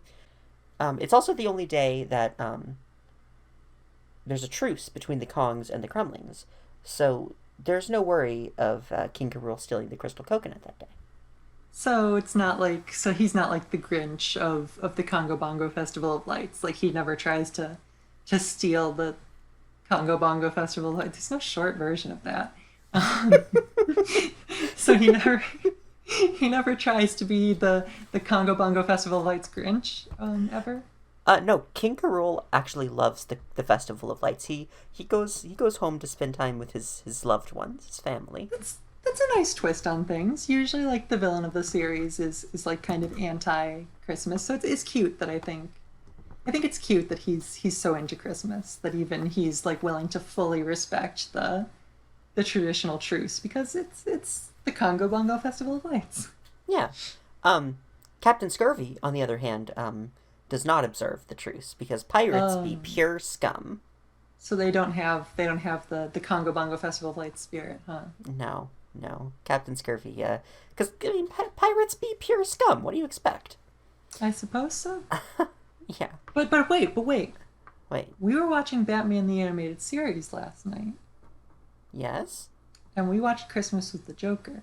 We did. And Robin said, "Come on, Batman, even scum goes home to their families on Christmas." I don't know what to tell you other than Batman the Animated Series and Donkey Kong Country the cartoon are not the same continuity. So you're telling me that when Robin said that, he wasn't referring to Kremling pirates and the Congo Bongo Festival of Lights? Well, no, okay, scum. Scum spends the holidays with their families. Pure scum don't. Robin should have made that distinction. That's pretty fair. Yeah. Well, carry on then. So the Festival of Lights kind of culminates in this big fireworks display that everyone, just loves. Donkey Kong actually ruins the fireworks, but, why does he...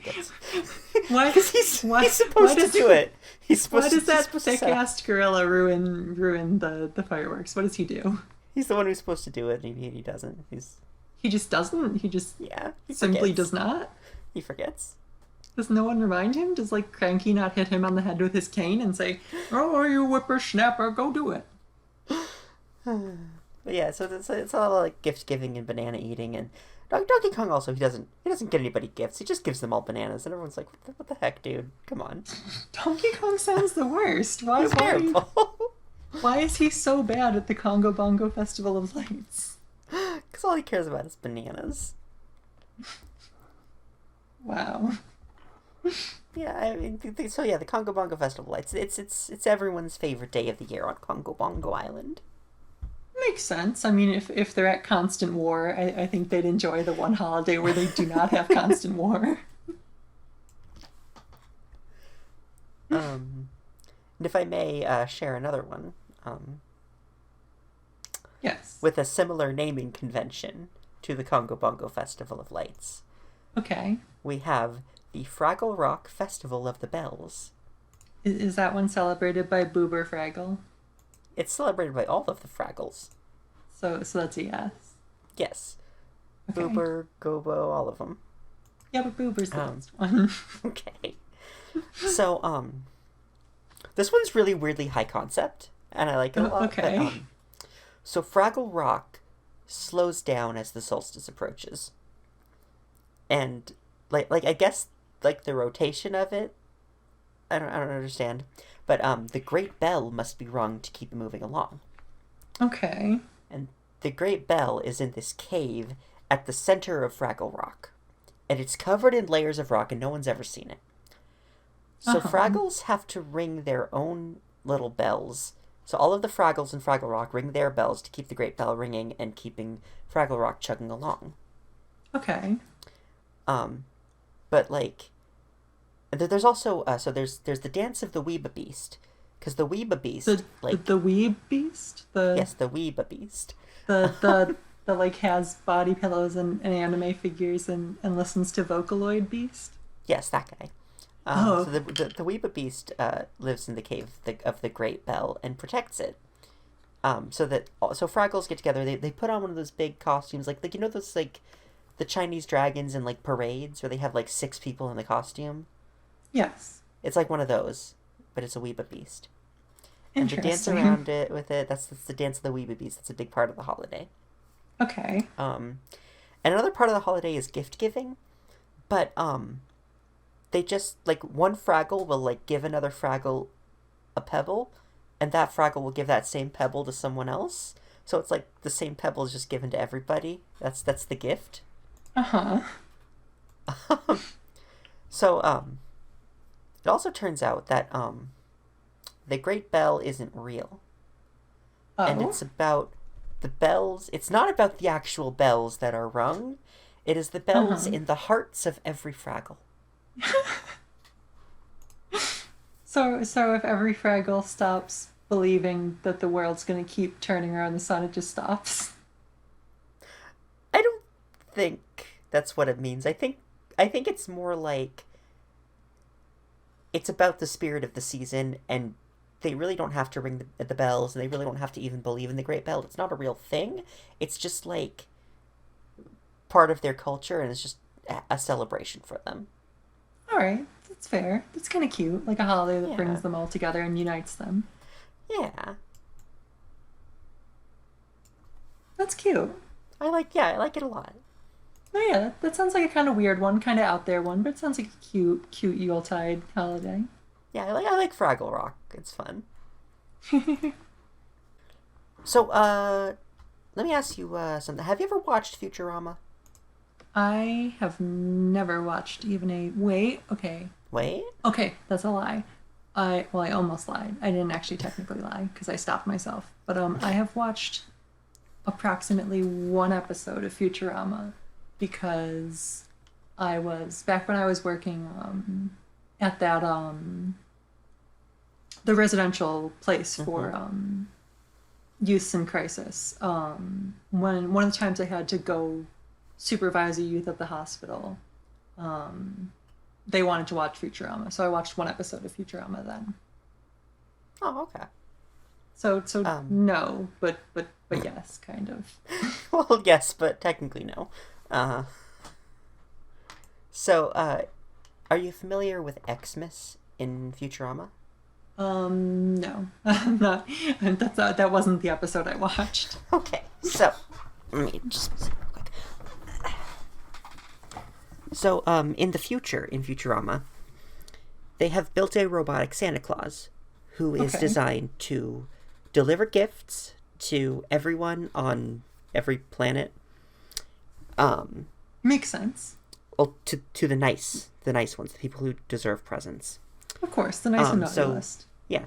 So Santa Claus, he lives on Neptune. He's a robot Santa Claus, and he lives there, runs his workshop where he makes toys for all the good children, and but something went wrong with Robot Santa. Okay. So Robot Santa was programmed kind of weird. So his standards for what's naughty and nice are kind of messed up. And he kind of judges everybody to be naughty because everybody does naughty things from time to time.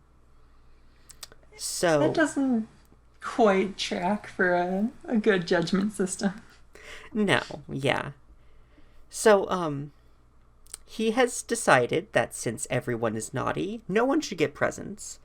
And instead, he should terrorize and wreak havoc and go around killing people as he sees fit. He seems like a real problem. Shouldn't they like get a force together to put him out of commission or something? You know what? Yeah, they probably should, but they don't. Instead, they just tell everyone to lock themselves in their homes and just barricade themselves so that Santa Claus doesn't find them and kill them on Christmas. Interesting. Also, just a side thing, pine trees have gone extinct, so the Christmas tree has been replaced with a palm tree. Okay, that's fine. It's not traditional, but I'm not going to be Kevin McAllister from Home Alone. I don't mind getting a little non-traditional with a palm tree. Yeah, so I think it's actually Home Alone 2 where he complains about palm trees, whichever so, one they yeah. go to Florida. but yeah, Santa. So Xmas, as it's called, because they've just shortened it over the last 1,000 years. Okay. It's not very much a jolly holiday. I mean, people still get together with their loved ones. They send Christmas cards and exchange gifts, but it's really more about hiding from Santa Claus.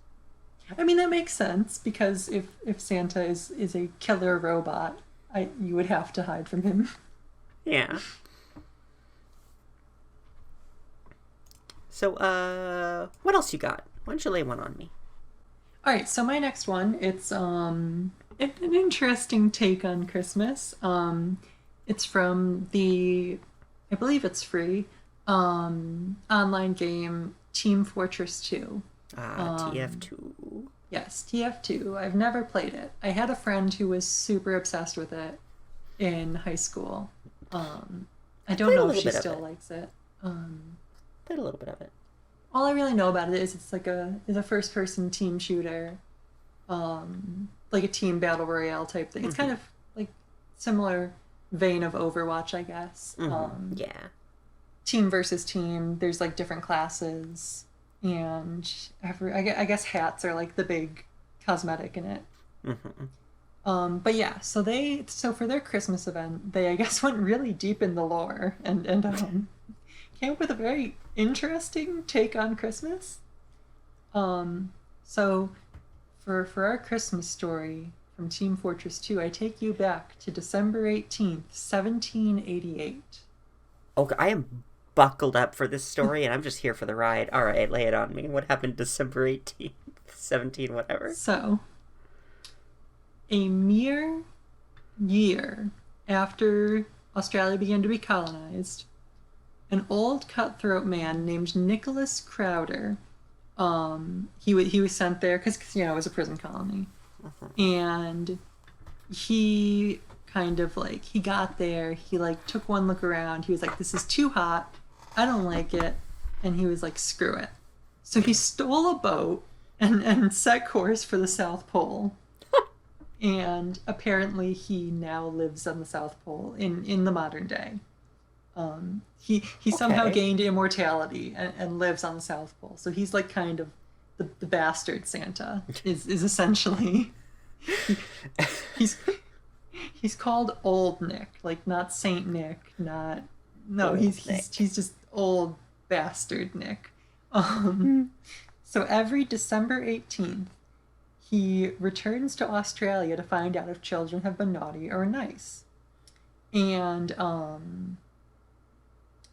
so instead of giving presents, his decision of a present is that he doesn't kidnap the nice children. I would like to not be kidnapped, personally. The naughty children are kidnapped and taken to the South Pole. Okay. And at the South Pole, they have to make toys, which in this case toys are weapons and hats. And hats, okay. Because it's a hat cosmetic first person shooting game. And then on December 17th, so Australian Christmas is December 17th and 18th, like it's kind of like a joint holiday. So the presents are gift wrapped and they are delivered to Old Nick. And he's like, wow, these are great, but there's a lot of repeats because, there's only so many weapons and hats you can make. Yeah. So he decides to make a tidy profit by selling off the duplicates online. And he sells them for prices so low that he's basically giving them away. What a generous man. Yeah, yes, this very generous child kidnapper who uses them for slave labor. And yeah, a very, very generous man. But yeah, apparently, so like I said, this is like an in-game event sort of lore explanation. So I presume, I've never played this game, but I presume that there's a massive like sale on guns and cosmetics around Christmas, and this is like kind of the backstory lore. It's Old Nick selling off his duplicate gifts. But yeah, I think it's fun. I think it's really deep lore for just like a holiday sale that could just be a holiday sale with no lore involved. Yeah, no, I like that. It's very fun flavor text. I feel like Team Fortress 2 has a lot of weird lore that I would kind of like to know more, but I don't even know where to begin. I agree. We could potentially do an episode on Team Fortress 2 at some point. I've never played it, but it seems like it has like relatively accessible lore to go research and talk about. Yeah. But yeah, no, I think that's a really fun Christmas. It's kind of fucked up, but really fun. Have you ever watched Ed, Edd n Eddy? Nope. You've just never watched anything. I've watched plenty of things, just not things that you think I should have watched. Okay, so in Ed, Edd n Eddy, there's a character who is, his name is Rolf, and Okay. he is a foreigner. They never All really right. say where he's from. He's just from some vague European country. Okay. Yeah, as Um, most foreigners in animated TV shows are. yes. Um, but he doesn't really celebrate Christmas. Okay. Um, they don't. Okay, so they don't give this holiday a name, but Rolf basically celebrates. There's this elderly bearded lady named Yeshmayek who lives at the center of the earth, and she Uh huh. cooks delicious feasts for good children, and Okay. for bad children who don't do their chores, she throws them into a pot and boils them alive. Oh, Yeah. So Rolf, like, he dresses up like a sheep on uh Christmas, huh. and his house is decorated with meat. That sounds kind of gross. It's like covered in meats. And there aren't any gifts. There's only food.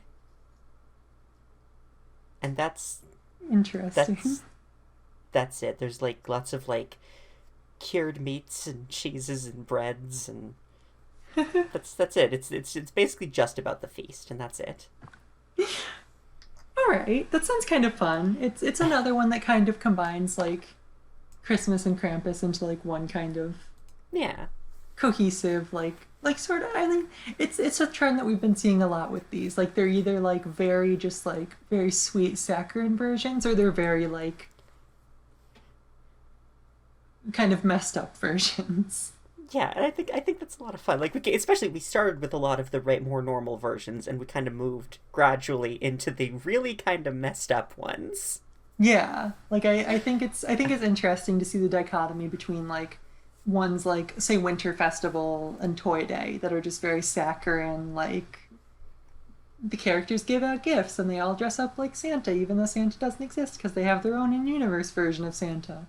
And then one's like Australian, an old Australian convict man kidnaps children to build weapons, and an old lady who lives in the bottom of the world puts kids in her stew. Like it's interesting to see the different takes Yeah. on fake Yuletide.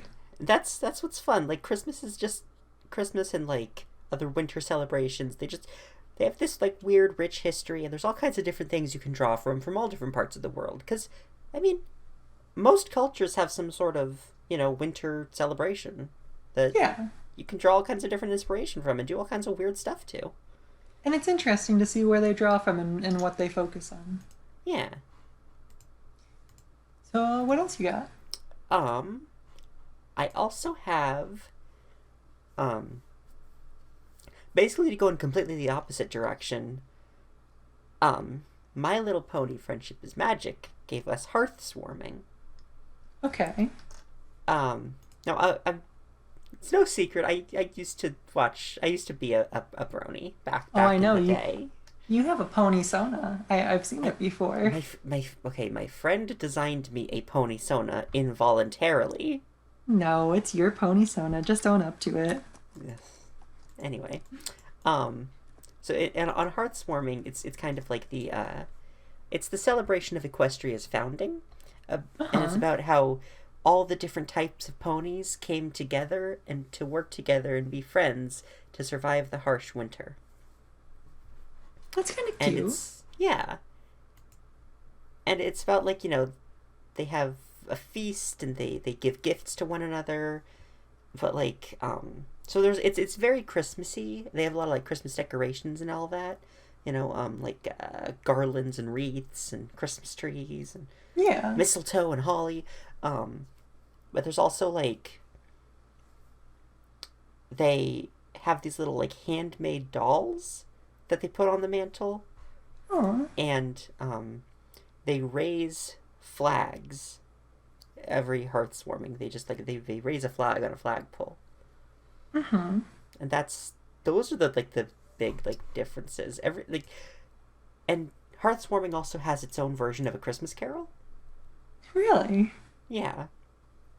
Um, I didn't making notes about that. I'm just going off memory here. I watched the episode like once when it first came out years ago, so I don't remember everything, but there was like one of the traditional heartwarming tales was just A Christmas Carol.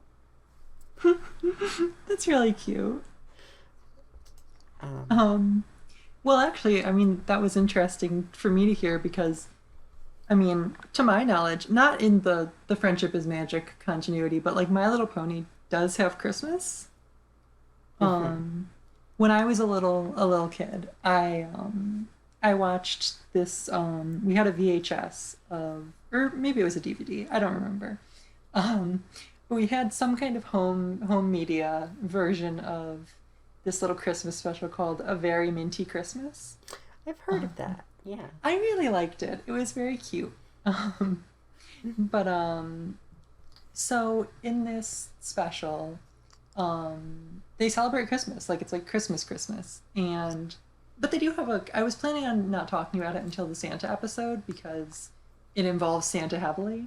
So I'll kind of put a pin in it for the most part, but I will just kind of half mention that they, according to that, they do have like a traditional Christmas with like the stockings and the tree, with the main like difference being that they have a kind of like traditional candy cane that they stick on top of the tree instead of a star, called the Here Comes Christmas candy cane. Oh, the Here Comes Christmas candy cane. Yeah, it's the Here Comes Christmas cute. candy cane. And it traditionally is thought to guide Santa to Ponyville. Like it's how he finds it. He like kind of homes in on it, and that's how he finds Ponyville to give them presents. That's really cute. And the plot is that Minty breaks it. Minty, no!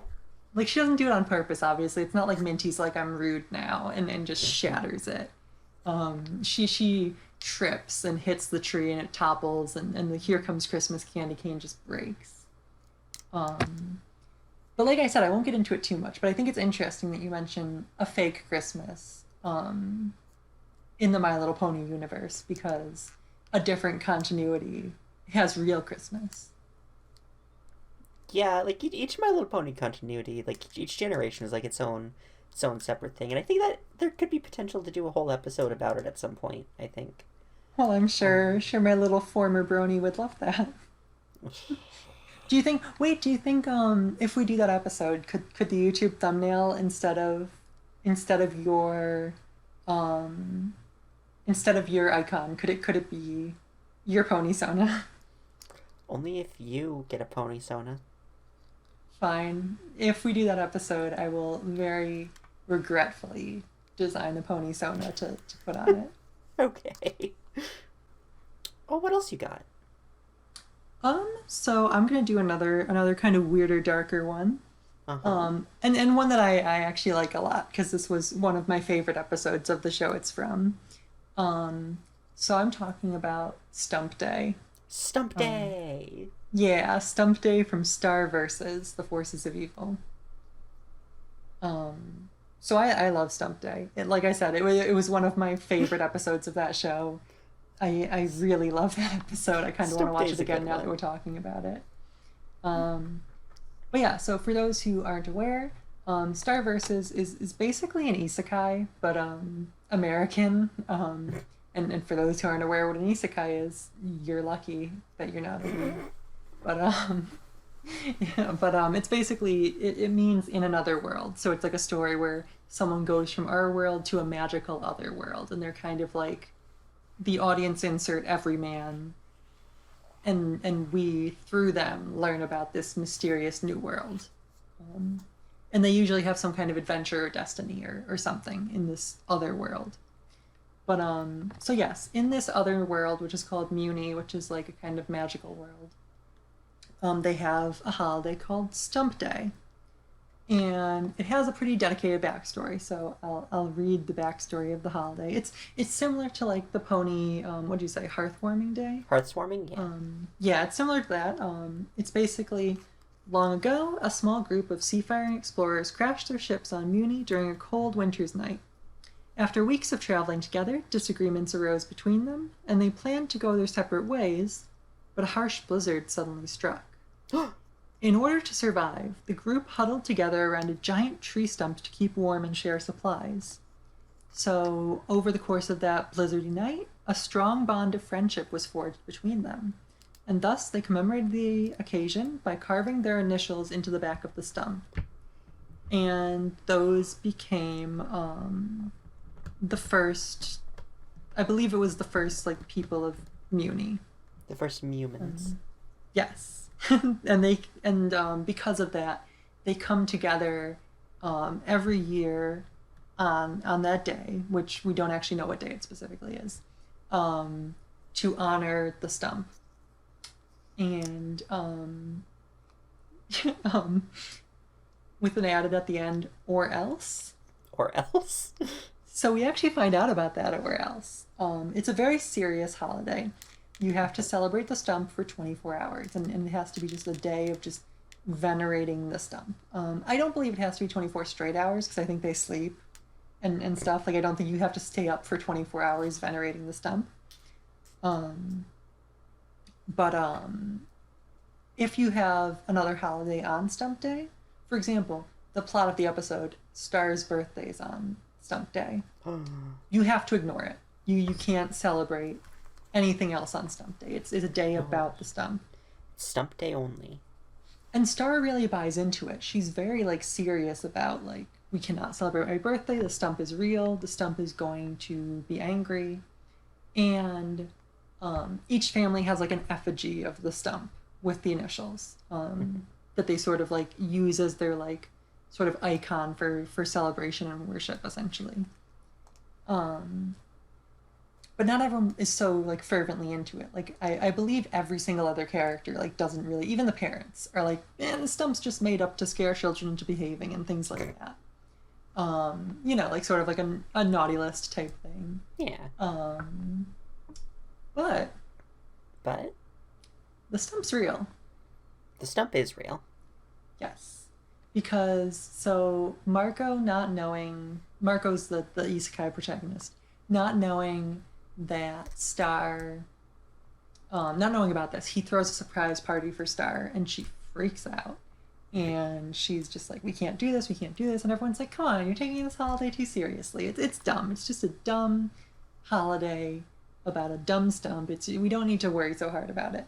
And she's freaking out. And they throw the effigy into the fire to, like, heat up the room a little bit more because it starts blizzarding outside. Oh no. And when that happens, a gigantic monster stump comes into the room. Like, the lights go out and a giant monster stump comes in and tries to kill them. Of course.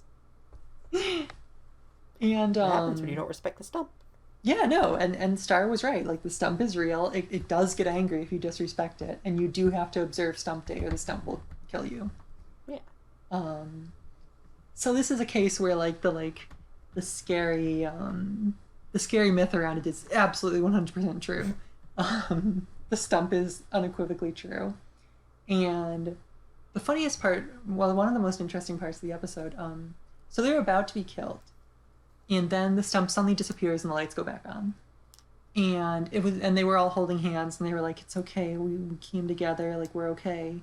And Marco's like, oh wait, did it go away because we, like, learned the true meaning of Stump Day and, like, all came together and unified like the original story?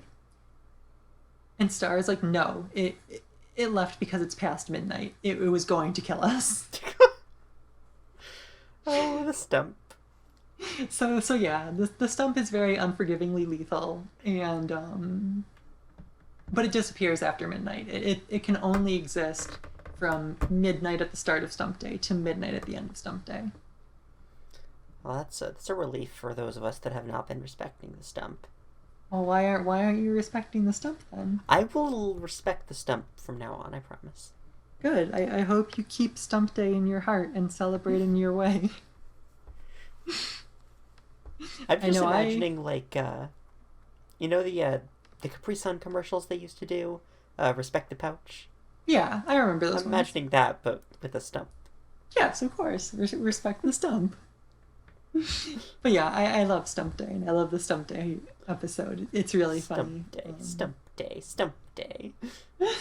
So it's one of my favorite fake Yuletide holidays. And also one of the weirder and darker ones on this list because the characters do almost die.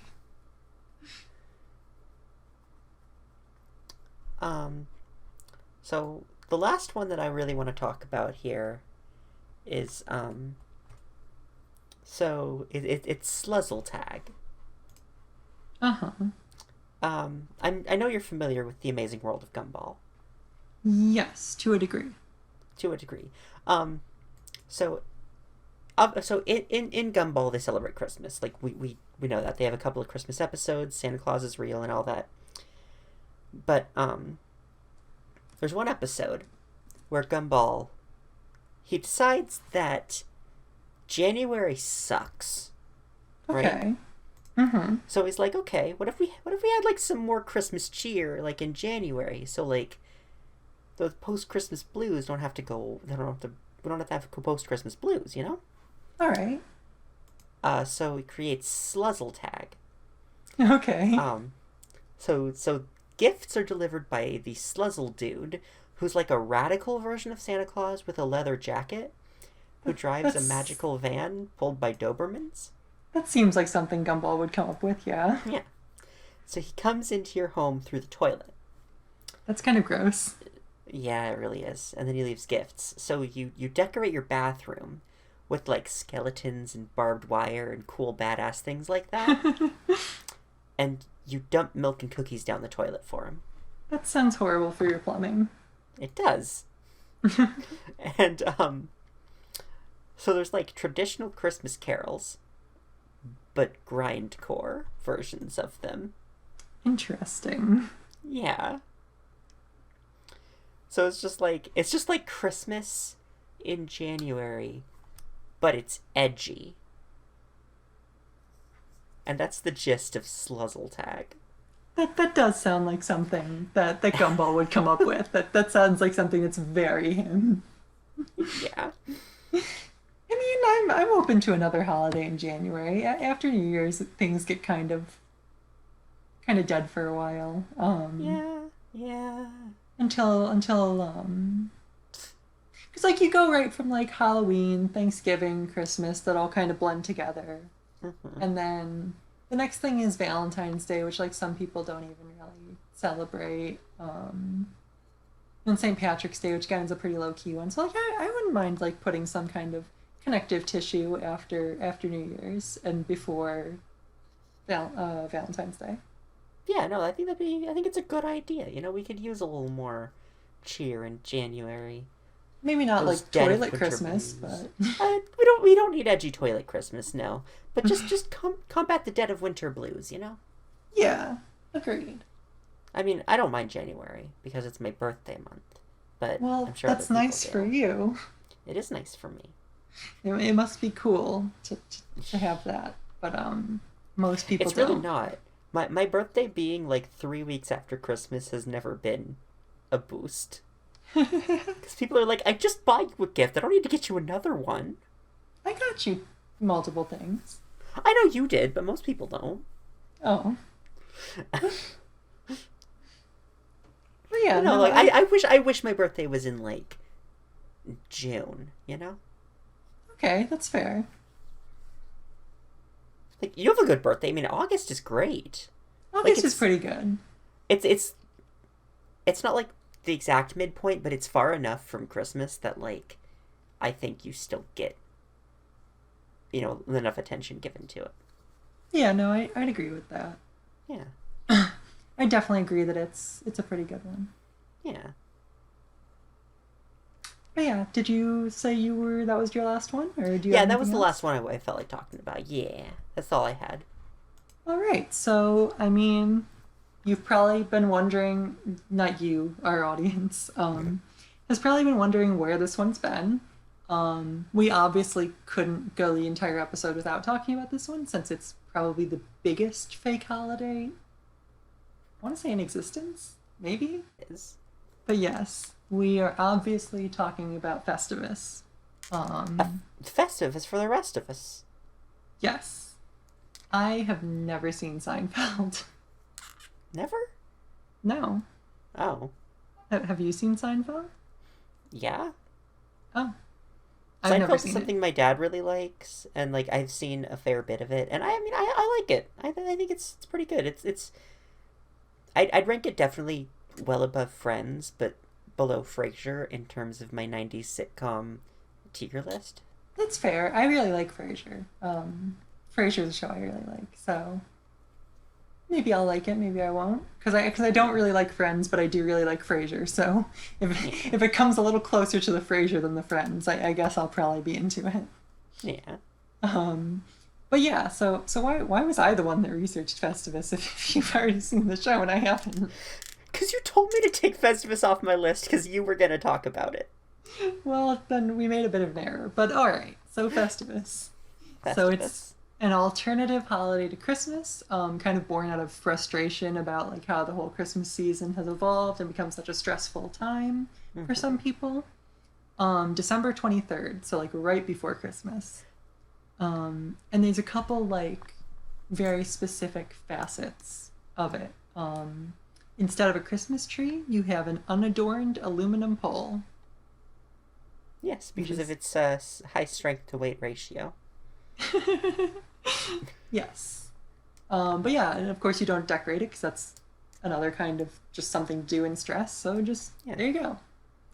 Um, I couldn't really find anything. Is there anything really specific on what you're supposed to eat for Festivus dinner? It just seemed like you just eat whatever you feel like making. As far as I'm aware, I don't think there's a traditional Festivus meal. I feel like you're just supposed to eat what you're in the mood for. Yeah, that's what it seemed like to me too. But after dinner, you have something called the airing of grievances. Oh, I love the airing of grievances. I'd That's my imagine favorite you part of the do. holiday. I mean, I've celebrated Festivus in some ways. I've done the airing of grievances before. I'll You tell you don't that even much. wait for Festivus for that one. Whoa. You that's a Festivus tradition you carry in your heart year round. Um, but yeah, the airing of grievances obviously is exactly what it sounds like. After dinner, everyone goes around the table and they tell everyone else what their grievances with them are, like what they disappointed, like how they disappointed them during that year, problems they have with them, etc. Um, but yeah, you're a big airing of grievances girl. I I like. I don't want people to think I like them when I don't. I'm that's sorry. that's in some ways admirable, I think. Yeah. Um, And then after that, you have the last part of it, which is the feats of strength, Ah, the which feats of strength. you can correct me if I'm wrong because this seemed a little bizarre, but apparently the head of house chooses someone to wrestle and you have to like beat the head of house at wrestling and then the holiday ends after. Like it doesn't end until you beat them. Yeah, I believe that's how it goes. So what happens if you never beat the head of house? The head of house will probably just get tired enough and just let you win, so Like they what can go to happens if bed. the head of house is just like really really burly and you just get absolutely curb stomped at wrestling? I mean, I'm sure there's a way to forfeit. Like, I don't know if that's for sure, but like, you know. That seems like the most complicated part. I think that'd be the part that holds me back from it. I feel like I'd be like, I don't want to be selected for that. So, um, but actually, so I don't know if you knew this, so I'm gonna ask. Did you know it's based on the real traditions of the writer? Oh, it is Yeah. good. Festivus was a holiday that his family made up as an alternative to Christmas, and they celebrated it in his family before Seinfeld, before like he went to write Seinfeld. Huh. Yeah, the aluminum pole is made up for Seinfeld. That wasn't part of the original holiday, but now of course it's become part of the holiday because Yeah. it's no longer his family's private holiday. It's now a more pop culture world not worldwide, but like like a more pop culture, like widespread event. Um, but instead of the aluminum pole, do you know And I feel like this is probably like the more, I feel like most people would probably know the stuff we just went through, but I feel like this is the more interesting, sort of deep part. Mm-hmm. Do you know what real life facet of his family's version of the holiday did not make it into the show? What? His father would always put a clock in a bag. It was very seldom the same clock. No, it was never the same clock, and very seldom the same bag. And he would nail it to the wall, but it was always the same wall. Why, though? We don't know. We don't know. He doesn't know.